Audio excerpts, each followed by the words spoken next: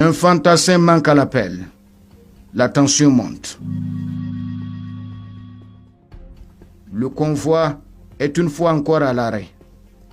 Le blindé va à la rescousse. Dames à la terre, sableuse et blanchâtre.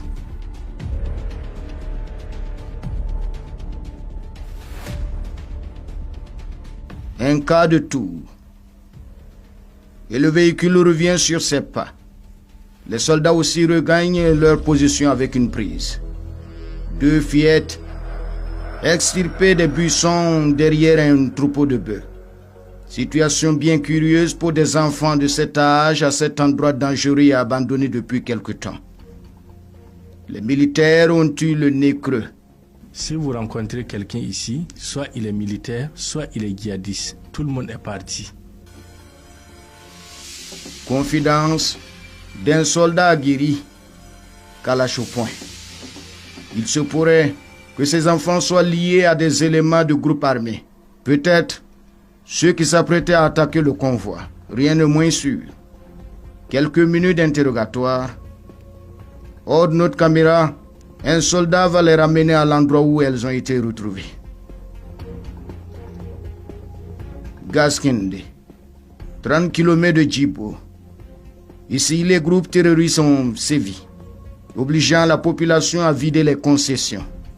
Plusieurs personnes y ont perdu la vie. Zigzagant, nous voyons hors de la chaussée la carcasse carbonisée du véhicule de l'ancien député maire de Djibo, enlevé par des hommes en armes le 20 mai 2019. Son corps sans vie avait été retrouvé quelques jours après. Plus tard, le 15 août 2020, le grand imam de Djibo, 73 ans, mourait dans les mêmes circonstances, non loin d'ici. Nous entrons donc dans l'une des zones les plus dangereuses du Sahel. Des véhicules calcinés donnent le visage d'un décor de guerre dans un village solitaire. En face, de l'autre côté de la route, rien que des maisons vides, abandonnées.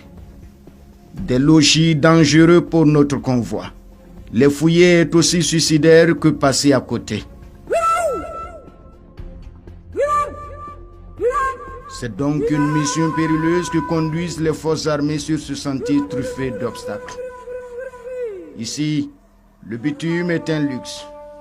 La plupart des ponts sur l'axe ne tiennent plus. Beaucoup ont été dynamités. De quoi rendre l'avancée des convois de ravitaillement encore plus complexe. Sans compter les explosifs et les risques d'embuscade. Il faut alors redouter les pannes.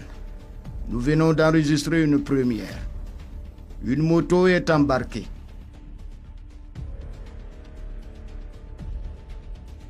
Il y a un véhicule en panne. Un véhicule civil ou...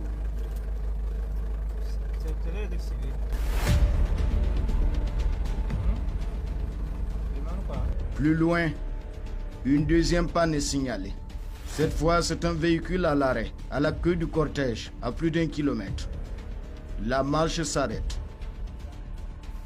À moto, nous faufilons entre les autos et motos pour y retourner. Certains passagers profitent de quelques minutes de pause obligés pour souffler, d'autres pour prier. Dans ce lieu, les esprits sont à l'invocation. Le destin